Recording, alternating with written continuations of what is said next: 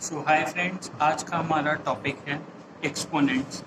आज हम अपना पहला टॉपिक शुरू करेंगे एक्सपोनेंट्स। ये एक्सपोनेंट्स हमने क्लास 7th में भी थोड़ा सा बेसिक्स पढ़ा था एक्सपोनेंट्स का, बट क्लास 8th में हम इसका थोड़ा एक्सपेंडेड फॉर्म पढ़ते हैं। सो हम शुरू करते हैं बेसिक्स के साथ। हम अज्यूम करेंगे let X be a real number.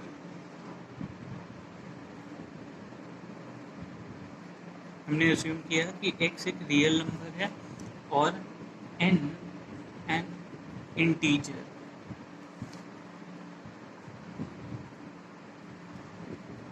और हमने अज्यूम करा है कि n एक इंटीजर है। सो हम लिखते हैं अगर x जो है वो अपने आप से ही n टाइम्स मल्टीप्लाई होता है, that means x into X multiplied by itself into n times, तब हम कहते हैं कि x raised to the power n exponential form है। एक्सपोनेंशियल फॉर्म, हम इसे एक्सपोनेंशियल फॉर्म कहते हैं, जिसमें इस एक्सपोनेंशियल फॉर्म में x जो है वो बेस होता है और जो n है वो एक्सपोनेंट होता है। हम n को जो कि एक्सपोनेंट है उसे एक्सपोनेंट भी कहते हैं, पावर भी कहते हैं उसे, या फिर उसे आप इंडेक्स भी कह सकते हैं।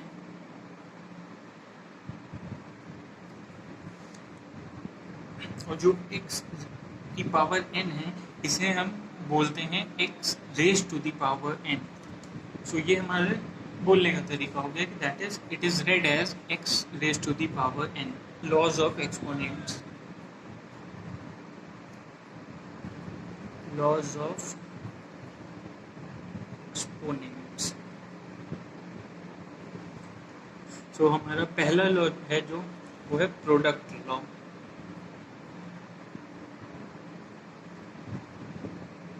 पहला लॉ है प्रोडक्ट लॉ। प्रोडक्ट लॉ क्या बताता है? प्रोडक्ट लॉ कहता है कि अगर a raise to the power m multiplied into a raise to the power m, मतलब पावर अलग अलग हो लेकिन बेस जो है एक्सपोनेंशियल फॉर्म का वो सेम हो, तो वो इक्वल्स होती है a raise to the power m plus n। मतलब सिंपल शब्द में कि पावर अलग है और बेस सेम है अगर, तो पावर ऐड हो जाती हैं। जैसे हमने देखा कि पावर ऐड हो रही हैं। अब एक एग्जांपल से इसको समझते हैं। अगर 2 रेज टू द पावर 3 है और वो मल्टीप्लाई हो रहा है 2 रेज टू द पावर 2 से, तो हम ये लॉ लगाएंगे तो उससे हमें मिलेगा 2 raise to the power 3 plus 2 which will be equals to 2 raise to the power 5। अब ये ऐसे आ गया।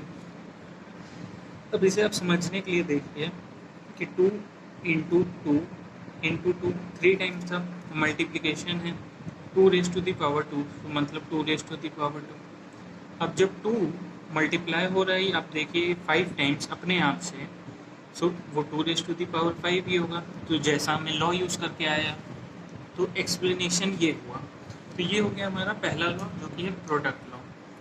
सेकेंड लॉ जो है हमारा वो है क्वोशिएंट लॉ।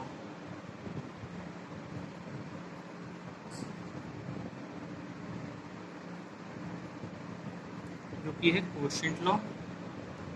क्वोशिएंट लॉ में क्या बताता है कि अगर a की पावर m है और अपॉन में है a की पावर n के साथ, सो ये लॉ कहता है कि जब डिवीजन हो रहा है और पावर डिफरेंस है, बेस सेम है, तो पावर सब्ट्रैक्ट होती हैं a m माइनस n।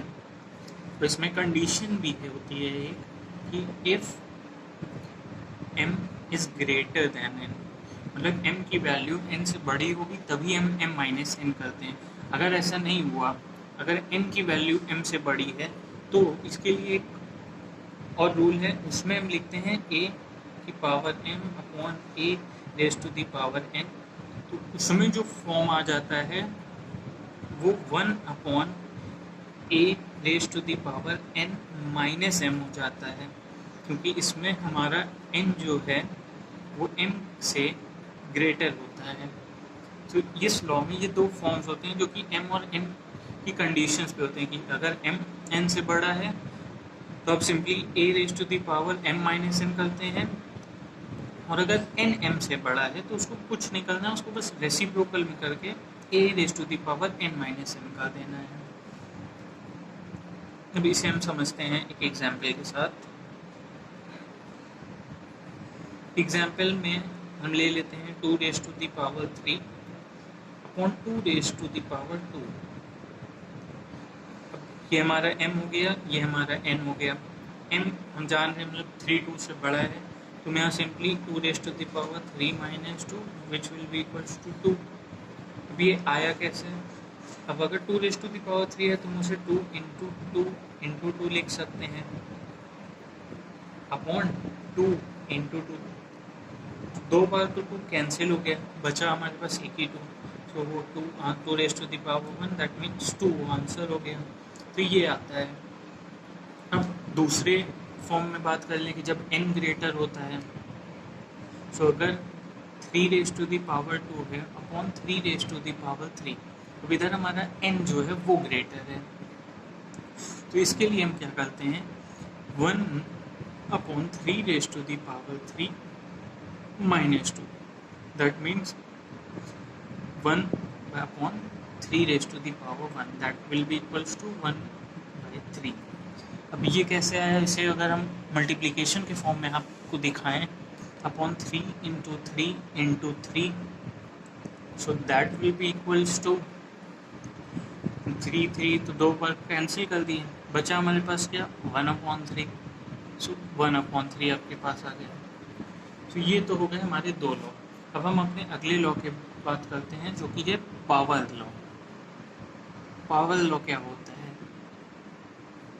ये बहुत सिंपल है। ये भी पावर लॉ में, पावर लॉ सिंपल है बहुत। ये कहता है कि if a raise to the power m है और ये whole is raise to the power n, then the powers are multiplied, that means कि a raise to the power m into n। अब इसके लिए एक एग्जाम्पल आपको देता हूँ मैं। If 2 is raised to the power 2 and the whole is now raised to the power 3, so हम कुछ नहीं करते, सिंपल पावर्स मल्टीप्लाई करते हैं 2 raised to the power 6 which will be equals to। अब इसे आप अगर मल्टीप्लाई करके समझना चाहते हैं तो ये देखिए 2 इंटू 2, और ये 2 into 2 is raised to the power 3, that means 2 into 2 will be multiplied 3 times। Count करेंगे तो अब 2 is multiplied by itself 6 times, so that will be equals to 2 raised to the power 6। so ये basically है exponents के 3 law. अब जो है एक बात वो आपको नोटिस करने के लिए यहाँ पे आपके लिए एक नोट पॉइंट है। ये बहुत इम्पोर्टेंट पॉइंट है जिसको आपको हमेशा याद रखना है कि दैट इज पॉइंट 1 की if n is even, that means if the power is even, then raised to the power n will always be positive। and second, if n is odd, if n is odd, then minus 2 raised to the power n will be negative, will be negative। अब ये ऐसा क्यों होता है इसे आप समझिए।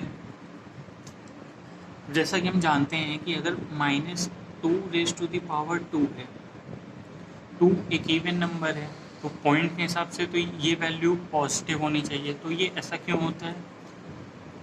Minus 2 times multiplied होगा तो माइनस माइनस मल्टीप्लाई होकर पॉजिटिव हो जाते हैं, तो ये +4 आता है तो जो नेगेटिव हो जाता है। लेकिन अगर -2 3 टाइम्स मल्टीप्लाइड होता है, 3 यहाँ की ऑड है, तो -2 इंटू -2 इंटू -2, हम 3 टाइम्स मल्टीप्लाई कर रहे हैं -2 को।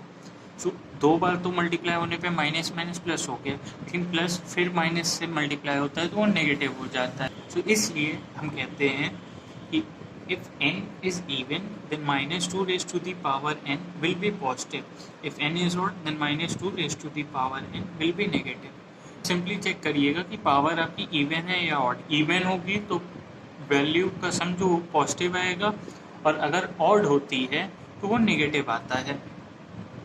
सो ये तो हो गई थी एक नोट पॉइंट। सो हम बात करेंगे नेगेटिव इंटीग्रल एक्सपोनेंट्स की। अब नेगेटिव इंटीग्रल एक्सपोनेंट का मतलब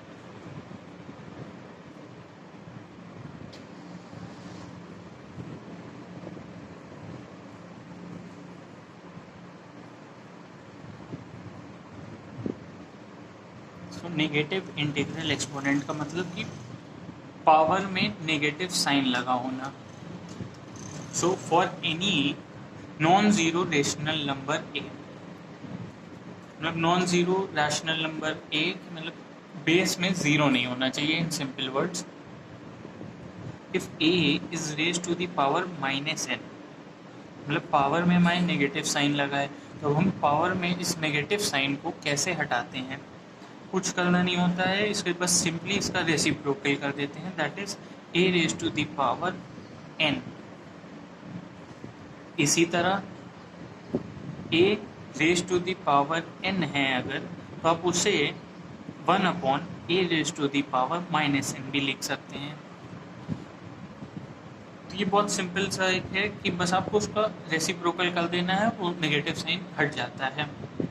इसका मैं आप तो इसलिए कहा जाता है that is a raise to the power -n and a raise to the power n are reciprocals of each other, are reciprocals.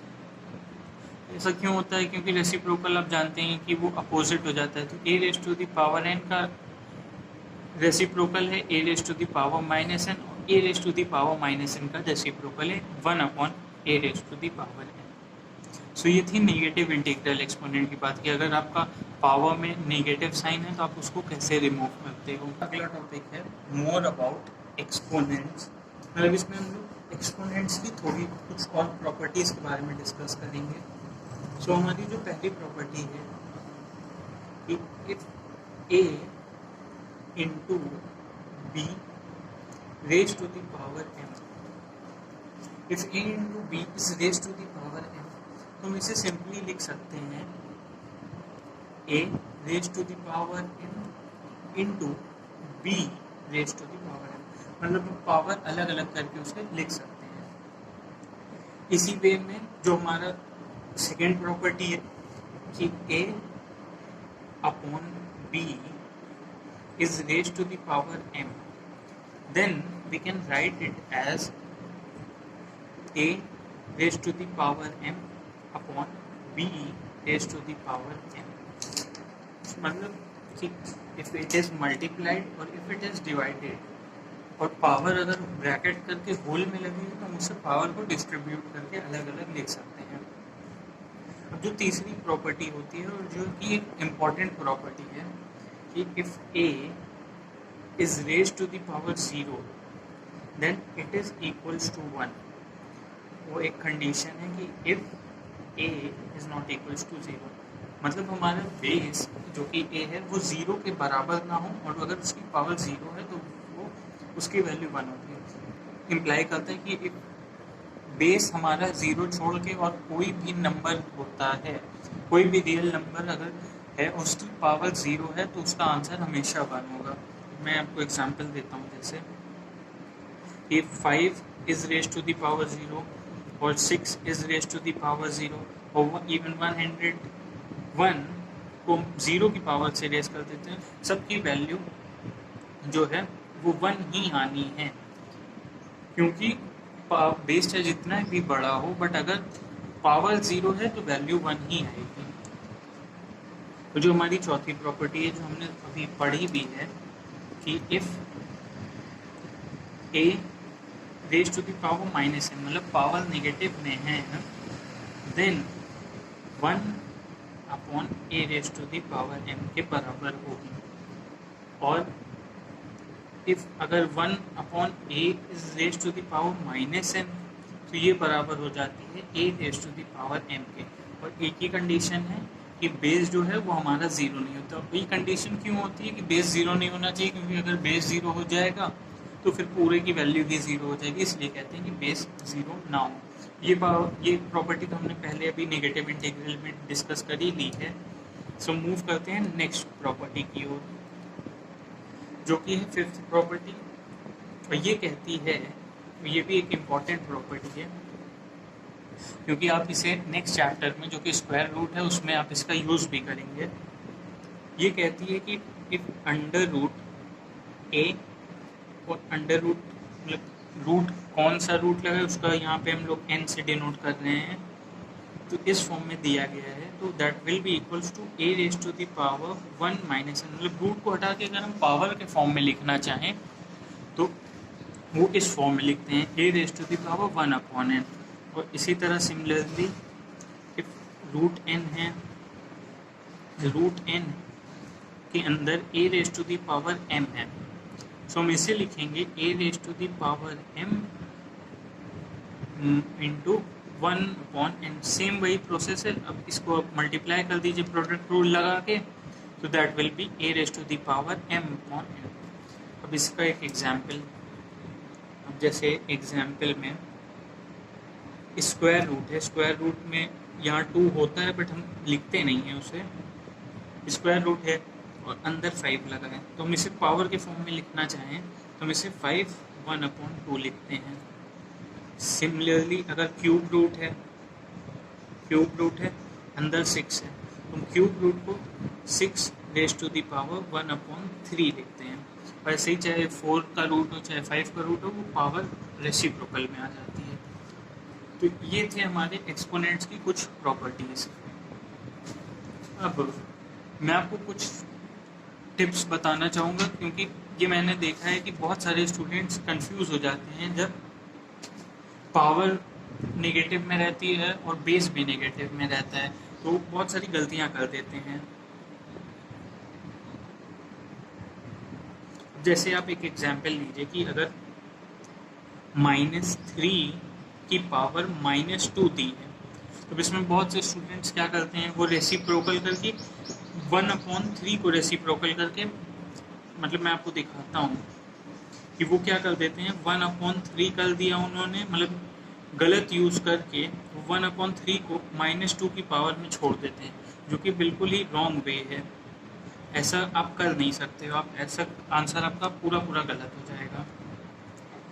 कई लोग होते हैं वो -3 अंदर लिखा रहने देते हैं और -2 के लिए वो सोचते हैं कि ये ऑड है या ये इवन है, तो ये हो जाएगा -3 की पावर 2, डायरेक्ट वो ऐसे लिख देते हैं। सो ये भी एक रॉन्ग वे है। आप अब तो सही वे में आप इसको कैसे करें बिना कंफ्यूज हुए, अगर आपको दिया है कि -3 रेज टू द पावर -2, सब सिंपल क्या करते हैं कि पहले आपका काम होना चाहिए कि आप पहले पावर में जो नेगेटिव साइन है आप उसे रिमूव करें। पावर में नेगेटिव साइन तभी रिमूव होगा जब आप बेस का रेसिप्रोकल करते हैं। सो वो आप लिखेंगे 1/-3 रेज टू द पावर 2। आप माइनस का साइन बेस से नहीं हटाएंगे, आप पावर से माइनस का साइन हटाओगे रेसिप्रोकल करके।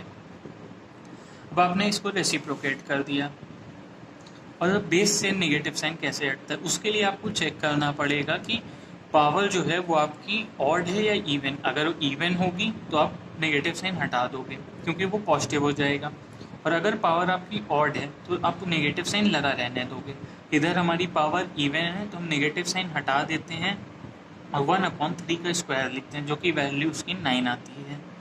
अब एक एग्जाम्पल और जिसमें हमारी पावर ऑड होती है, सो -4 रेज टू द पावर -3, इधर पावर ऑड है, तो सबसे पहले हम पावर का नेगेटिव साइन हटाते हैं। पावर का नेगेटिव साइन हटाने के लिए हम रेसिप्रोकल करते हैं, -4 रेज टू द पावर 3।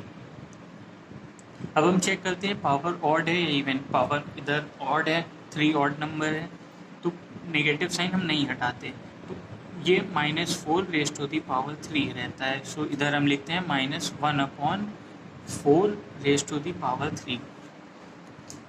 सो ये बिना कंफ्यूज हुए आप इसको इस वे में करिए, बहुत आराम से आप क्वेश्चंस कर लेंगे।